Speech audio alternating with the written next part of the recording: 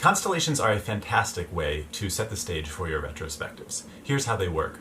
Clear the space around you, make sure it's open, get rid of the chairs, get rid of the conference table, have an open space that allows people to move around freely. Ask everyone to come to the center of the room and explain to them that you'll be making a statement and that you want them to move closer or farther away from you to indicate the level of agreement or disagreement with the statement that you're making. So for example, you might say something about the way that the team is working. You could say, I'm happy with the current iteration. And then watch as people move close to you to indicate, yeah, I love this iteration, we really did a great job. Or they move really far away from you to indicate, no, there's something wrong with the iteration, I don't think we did so well. And the feedback that you get from that simple movement, without even having people speak, without even having to ask people to say something verbally, is a great way to get people engaged with your retrospective who might not feel so comfortable speaking up in a group setting.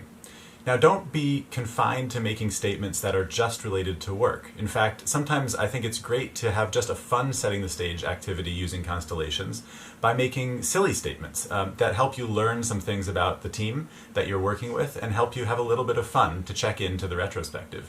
As an example of that, right now I happen to be wearing a big Star Wars shirt. So I might make a statement that has absolutely nothing to do with work. I could say, Star Wars is better than Star Trek. And you can watch the sparks fly as people start laughing and moving close to you to say, yeah, I love Star Wars, or they move back far away from you to say, no, Star Trek is so much better than Star Wars. This is a really fun way to get engagement in the meeting.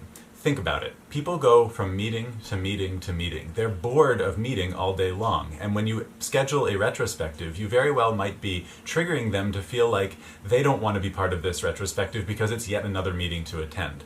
But most of those meetings don't have any element of fun. So if you start your retrospective with Constellations, it can be a great way to connect with your teammates, to learn a bit more about them, and to have a bit of fun.